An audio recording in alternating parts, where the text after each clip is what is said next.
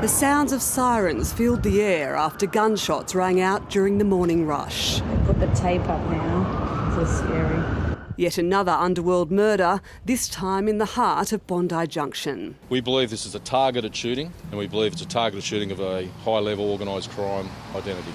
It's just a shock for something like this to happen at Bondi. At around 8:30, 48-year-old drug kingpin Alen Moradian was shot dead in his car in the underground car park of his apartment block on Spring Street. As police tried to revive him, baffled witnesses looked on. I thought they were sort of trying to arrest him. I didn't realise he'd been shot. I thought they were just trying to subdue him. The cop stopped me. He said, no, you can't come through here. There's been a tragic incident. Please just go back to wherever you came from.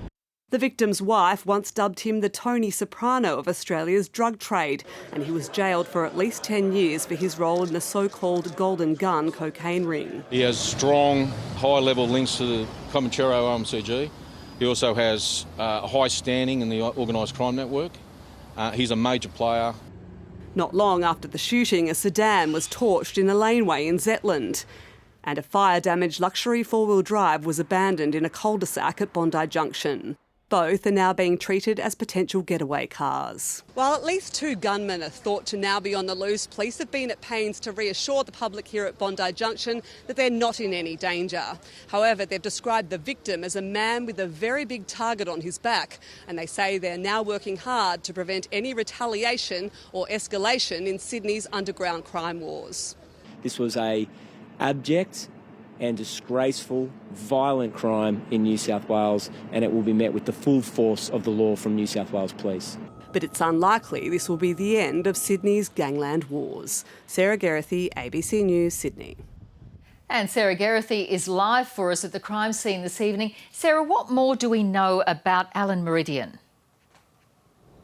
Well, Juanita, we know that while he might not be a household name like some of the other figures in Sydney's underworld, he was certainly very well known to police as a major player with an extensive criminal history.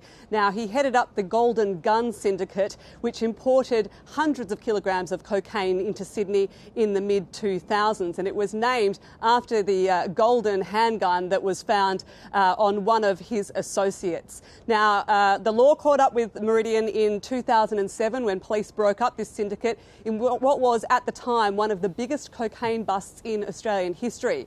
And he surrendered weapons at the time, including machine guns and a grenade launcher. We know he was also a man of expensive tastes. During his court appearances, there were reports about the evidence that was given about how he dropped $1 million in cash to deck out his mansion in northwestern Sydney in luxury Versace items. Now, he was first eligible for parole in 2017, but police don't believe he left behind his life of crime. And as a man with plenty of history and also links to the Comanchero bikie gang, we know he has plenty of enemies. Sarah Geraghty reporting there.